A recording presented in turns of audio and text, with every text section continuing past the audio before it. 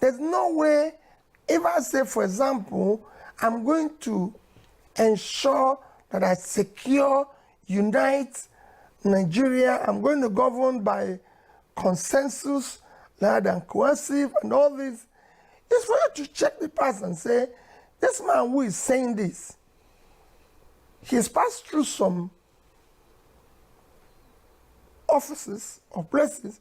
Can we check what he did while he was there? Let me give you a few places where Nigeria as a country is suffering at the moment, and since you said you have some of these solutions, let's, maybe you can briefly, I'm going to name about 3 or 4 aspects of the country now on how you're going to solve these issues. So I'm going to start with security. I'm going to go on to education, where the schools, universities have been closed in Nigeria now for the past 9 months or thereabouts. The number one priority today in Nigeria is the issue of security, because it's impacting on it's become an existential issue for Nigeria. You can't talk about being a country unless you're secured, unless your citizens are secured. So it's an existential issue that must be dealt head-on, decisively. It's also something that if you deal with today, you can deal with your inflation, because the worst part of inflation we're experiencing today is food inflation. So if you secure the country, your farmers will go back, they will produce more, and the food inflation will come down. But how would you solve it? How would you solve this problem? I said it without giving you fine details. We have to immediately review and restructure the entire security architecture. Make it responsive and responsible. Responsive is that they will deal with issues as quickly as possible. Responsible is that somebody is in charge, and if he's not doing it, don't wait. The person will go. By any standards in Nigeria, you're a very wealthy man. You've done well for yourself. A lot of your wealth in the country comes through importation. You import goods into the country, goods that are needed in the country. But now, one of the things you say you want to turn Nigeria into is a country that is less dependent on importation and more dependent on manufacturing its own goods. And some people would say, well, that's good for you. You've made all the money. Now you want to change things. I think they're wrong. I said I'll move the country from consumption to production. What I mean by that is that I want to see people wealth with enterprise. So if we say you're wealthy, there must be something you're doing to do.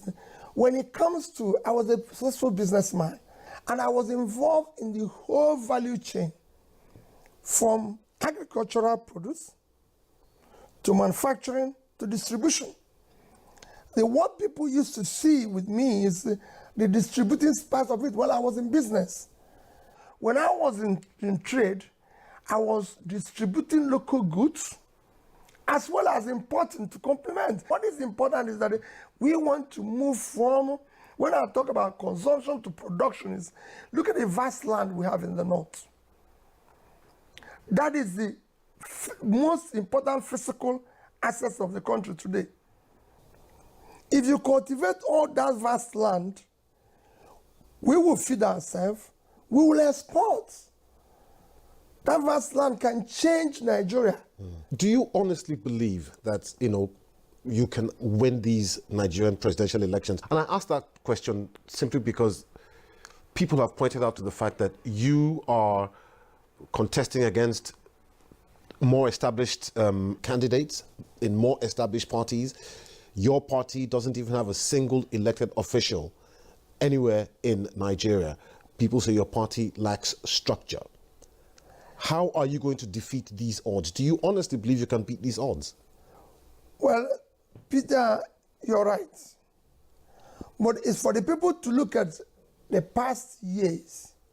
What brought us to where we are today is cumulative effect of leadership failure over the years. by the same people who are elected, by the same people who are in office today.